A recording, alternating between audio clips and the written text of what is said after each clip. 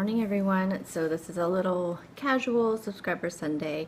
Everybody's still in bed and I'm getting ready to do meal prep, so I thought I would just go ahead and just film it first thing this beautiful Sunday morning. Actually, it's a little overcast out there, but still beautiful. I know this lighting is not the best. My background is kind of boring. I'm in my kitchen and just using light from my patio doors, but like I said, it's a little bit overcast out there, so I'm gonna get going just so in case anybody does wake up. But I just thought this would be just do a little casual, like, because I have to do my meal prep. I have to go to the farmer's market and get some peaches, and I have some house cleaning to do. So yeah, so I hope you don't mind this more informal type week. I have my coffee and my water, so I am all ready to go. I have my notes, so let's get started. So first thing, how did the first week of Healthy Habits go? If for those of you that are participating, for those of you who don't know what I'm talking about, then go back and watch last week's Subscriber Sunday, and I talk about the Healthy Habits Challenge. We are challenging ourselves to 3 things this month, and those things are eating more fiber, eating your vitamins, and trying to incorporate more superfoods into our diets.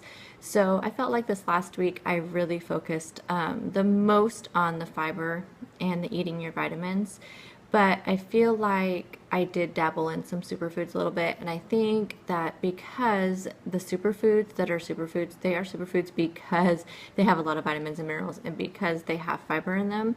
So I feel like it's kind of a win-win, and you kind of can take care and knock all of them out at one time. These 3 things are so similar when it comes to their properties, I guess is the word, that it's really these actually mesh well together.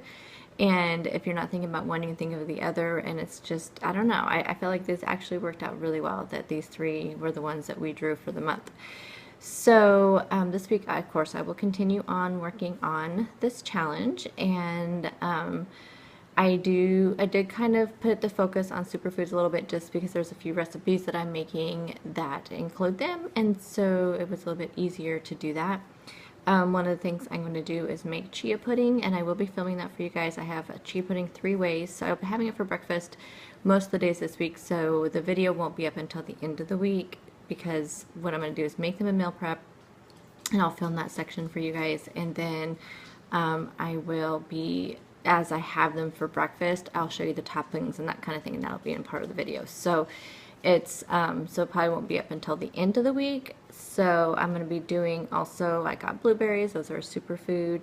I did get a kale salad, so I'll be eating that a couple times this week. I'm incorporating avocado a few times this week, and then of course whole grains. So let me know down below how you guys have been doing and how you're incorporating it into your diet. I think the one that I'm most excited about probably is the eating your vitamins, because like I said, did I say it in my weekend review? I think I did.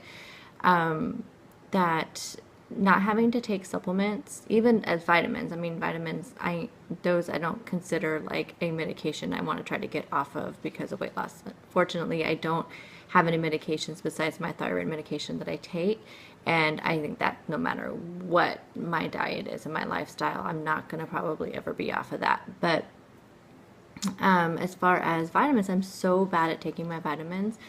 But then as I was doing research for all these videos the last few months, I found that, you really don't have to take supplements, vitamin supplements, if you just eat a balanced diet. So I think that's the one I'm most excited about. I try to think now when I go to make a meal, it's like, okay, how can I make this more nutritious? Is there something I can put into it? Let's add some more vegetables to it, rather than just an easy side salad that you can grab some lettuce out of out of your box, because I like buy the super greens, so just grabbing that in there, throwing something easy on top and eating it. Sure, it's nutritious, but you can add some cabbage, you can add some tomatoes, you can add, some nuts on there, you can add some whole grains. You can add all kinds of things to your salad to make them more nutritious and more nutrient dense. So I think that eating your vitamins is something I'm definitely the most excited about, and I want to carry through for the rest of my life. That is the plan, right? So, and also the fiber is one I probably could work on a little bit more, and I know fiber is such an amazing thing for weight loss. So I do need to do a little bit more research on the fiber and see how I can get more in my life. And actually, I think I might start tracking that. Maybe I'll do that again. I'll do that this week as well on my planner. I think I'll start kind of looking at the amount of fiber that I am eating and that's in my foods. So maybe I'll kind of keep track of that a little bit, or maybe that'll be kind of my goal for next week, because this week I really want to kind of get on the superfoods and get those going. So let me know down below what you think, and do you think that you will ever stop taking vitamins? Do you think that you can get enough in your diet that you don't have to take them anymore? And if you do take vitamins, what kind of vitamins do you take? And are there foods that you could be eating instead of those vitamins? And what do you think about that? I mean, I'm saying definitely talk to your doctor. If your doctor's one told you to take your vitamins, I am, of course, this is nothing, no kind of nutrition, you know, person, no doctor. This is just things I've looked up and things I want to do for myself. So, last week's questions. So we're doing a question of the week each week for those of you that are new, and it's just a way to bring you guys into the video and to involve you guys. And that's what this, because that's why it's called Subscriber Sunday, because that's what this video is for. So last week's question was, which vegetable can you just not stand? What one will you not eat? Now, I told you guys mine was beets, and also I don't like cooked spinach. I like the spinach raw. I like it when it's cooked just a little bit, but I don't like it fully cooked like how you buy it, like in a can or even, frozen or whatever. I'm not a huge fan of it. I mean, I can stand it in like lasagna roll-ups a little bit, but I can't have it just as the feature of anything. A few things came up though as I was looking at people's answers, and so another one came up for me, okra. My husband loves okra. I cannot stand it. I don't know if it's more about the texture than it is the taste, but it does kind of have this weird like bite to it that I just can't get past. There's a couple, actually two that I'd never tried before that people mentioned. So let me just kind of go down the answers, and then I will put everybody's answers across the screen as well. So we had one person say onions. We had 8 people say Brussels sprouts. One person say butter beans, which I am okay with butter beans. My husband also loves butter beans, so we do have them quite often, but they're probably not my favorite bean for sure. 2 people said beets besides myself. And now turnips. I've never had turnips before. We had 5 people say turnips, so now I'm a little bit nervous to ever try them. But the Brussels sprout thing, which is funny because I never used to eat them, and I've recently started liking them, so that so many people said they didn't like Brussels sprouts is funny. One person said celery. I want to say 2 people said celery. I think I didn't write one of them down, but 2 people said okra, 1 person said mushrooms, and 1 person said rutabaga. Never had a rutabaga before either. Isn't that similar to a turnip? I'm not sure, but so there are everyone answers, and here is what everybody said in their comments.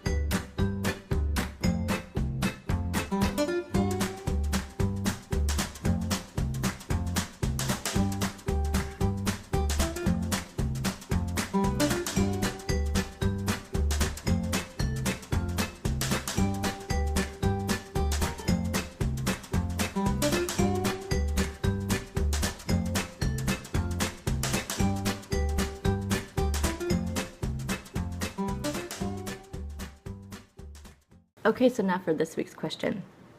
So I was going to do another food one, but then I thought I'll kind of split the food ones up. So I'm going to do more of a thought-provoking, and this one is several questions in one. So I will kind of say, I'll say all three and then I'll go back to them. So it says, what weight loss methods have you tried? Any of them more than once? Which would you do again? And which did you have lasting success with? So again, like, which weight loss methods have you tried? And I'll give you kind of an example. I have like 6 of them written down here. And so are there any of them that you did more than one time? Have you gone back to any of them before, or would you go back, and which one gave you the most success? So the first one, exercise and eating healthy. Second example, counting macros. Third one, Weight Watchers or similar. Number 4, fad diets. So examples of some fad diets that I could find were like Hollywood diet, grapefruit diet, cabbage soup diet. Structured diets, which the structured diets and fad diets could kind of go hand in hand, so that's why I gave examples. Structured diets, for example, like low carb, low fat, HCG, and then number 6, pills or supplements, and then other, of course, so if there's any other ones that I didn't mention. So as far as myself, I have done the exercising and eating healthy, the counting macros, the Weight Watchers, of course. As far as fad diets, I've never done any of those ones at all. Actually, I had never even heard of any of these when I was kind of looking up kind of some answers of like different weight loss methods when I was kind of researching this. I think I've heard of the cabbage soup diet, but I never heard of the Hollywood diet or the grapefruit diet, but they seem to be very popular fad diets. As far as structured diets, I have done low carb, low fat, HCG, Atkins. I don't really know where Atkins falls under any of those, actually. And then pills or supplements, I've never taken any pills or supplements. So as far as I have counted macros. As far as which would I do again, or did I do any more than once? The counting macros I did do a couple of times. Like exercising, eating healthy, I've of course tried that many times. I've only done the low carb Atkins type diet once. I did the HCG twice. I did not recommend that one at all. I think it's very bad for your health. As far as which one had the lasting which one would I do again? I would definitely go back to counting macros again. I feel like counting macros and Weight Watchers is very similar. So if for some reason I ever quit Weight Watchers, which I don't see that happening, if anything ever happened to Weight Watchers, which I also don't see that happening, I would go back to counting macros. That would always be my backup. And then, of course, the exercising and eating healthy. I don't know if I could ever go back to that again because I think I need a little bit of structure. And, I mean, I might try something like that after I hit goal in lifetime. But honestly, I think I'll probably just stay with Weight Watchers even after I hit goal in lifetime. I think I need a little bit of structure. But, I mean, exercising and eating healthy, of course, is what we all strive for. So, and I think it kind of goes hand in hand with Weight Watchers. So I think I definitely, of course, would do that again. As far as which one had the lasting success, it definitely, right now at this point in my journey, counting macros and Weight Watchers are almost exactly the same because I have lost about 92 pounds. And 45 of it has been on Weight Watchers, and the rest of it was counting macros. So, I mean, I'm really right at this point, or maybe it's 46 on Weight Watchers, I'm not sure, but I'm kind of like almost exactly even between the two. So, so definitely they both have had the similar lasting success as far as that's concerned. So I guess I could ask one other question, which is which one would you never ever recommend to do for anyone? And that would definitely be the HCG diet. The low carb and Atkins I thought was a great diet for people who can handle that much structure. I cannot. I actually end up gaining way more after. I mean, I lost a whole bunch on it, but then I ended up gaining it twice back. And same with the HCG. But the HCG I felt I did not like how my body felt after I stopped doing it. So I definitely would not recommend those ones. So let me know your answers. Again, I'll ask the questions one more time, and it's what weight loss methods have you tried? any more than once, what would you do again, and which did you have lasting success? And let's go ahead and add on the last question, which is which one would you not recommend to people? And I will put I'll put the question and the answers, like examples that I gave, down below in the description box. So thank you for watching. As usual, let me know how your week has gone, and I want to know what your weight loss was for this week, or your weigh-in, I guess, weigh-in results. Did you have any non-scale victories you want to share with us? Any challenges you want to share? Let me know down below so we can talk about it, and I will see you on the next video. Bye, guys.